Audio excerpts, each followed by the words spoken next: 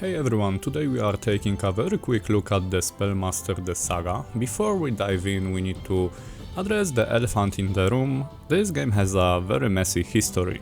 It faced massive backslash for launching as a full release, when it was actually an empty, buggy build, leading many players to call it a scam.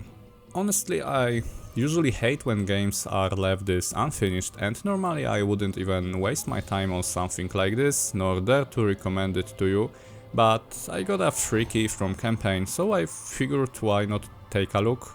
Plus it's being worked on by just 2 developers. Making an RPG with a friend has always been a dream of mine, so combine that with the heavy gothic inspiration that devs put in description of campaigns sparked a little of my interest.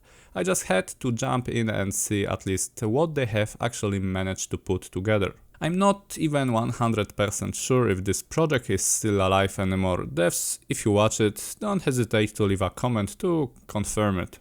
And please keep in mind that it's not a very detailed review, rather a quick check on my site with something you can call a first impression. Let's look at what it is then. So, we are in the menu. There's a roadmap here showing future chapters, new guilds and PS5 support, since it's under active development according to information I received in this campaign, about which I'm not quite sure. Expect some bugs and so on, and many other issues. Let's max out the graphic settings and see what we are working with. Game difficulty on normal and let's go. We spawn in and get a conversation block. First quick tip for the devs. Instead of showing the entire dialogue block at once, it would feel much better to sync the subtitles dynamically as the characters speak and let the player decide if he wants to speed up the conversation. I will compile this video into chapters to represent some segments with small feedback into for you guys. Alright, we found an obvious one. Let's check the inventory UI. We got standard stats, intelligence, strength and stamina. Also the intelligence unlocks blueprints, strength handles the weapons, and stamina is for carrying weight and energy. Honestly, if we are taking cues from Gothic, maybe we can skip the inventory weight limits, just a personal preference. Dexterity is for crits and fall damage. It seems there are no bows, only staves, so this is strictly a magic focused game. I just walked into a brazier and set myself on fire. You should probably add visual indicators or prompts showing we are taking fire damage.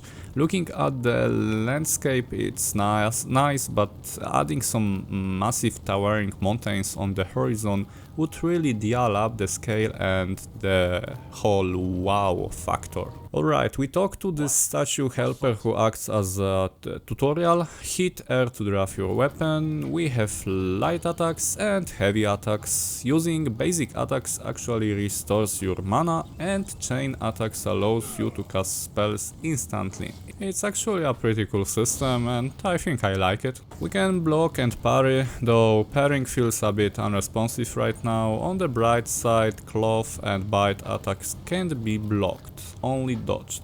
I really like that distinction. Most games lazily let you block everything or actually nothing. Homecoming Chapter 1. This feels very familiar, definitely has that Gothic vibe a little. I like the chapter division. We get a quest to find a mage in the valley and return an orb to Andragon Academy. The quest journal looks clean and I love that you can pin active quests. I'm not focusing on storytelling or narration that much in this short impression video, but I definitely like the directions. Also, I love that your choices actually have some consequences, and at least I need to believe you with this because I didn't check this aspect. I only read it here. It is never boring in RPG games and always appreciated if that's true. We run into a rat. The enemy AI is pretty basic. Right now it barely manages to land a hit on me. I would quickly get bored if the combat stayed this easy. I was hoping for something more engaging and responsive. Maybe not really deadly, but responsive.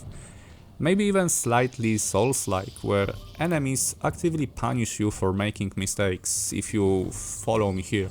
One thing that bothers me when looting some of the containers, you can't use the mouse to hover over and select items. You have to use keyboard keys, mouse selection works in the main inventory, so it should definitely be added here too. We found a lightning spell and some lore books, which is a great touch for players who love background world building. Also, to be completely fair, the animation are a bit stiff. I think the game is lacking a clear visual identity. It would stand out much more if the creators either leaned heavily into a dark, gritty aesthetic or went to complete opposite direction with a highly contrasting fairy tale look. Looting feels generally satisfying. Since this is still a work in progress, I don't want to get too bogged down talking to every random NPC or diving deep into the story yet. I'm not much interested into this at this point.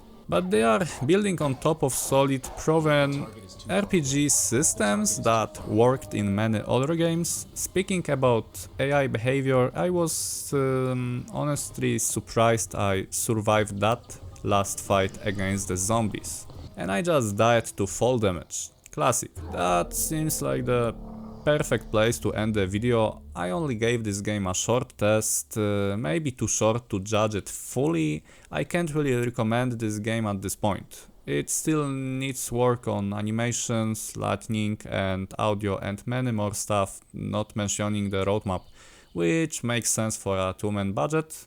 But for two passionate Gothic fans, this is a really promising project and I like implemented mechanics and ideas.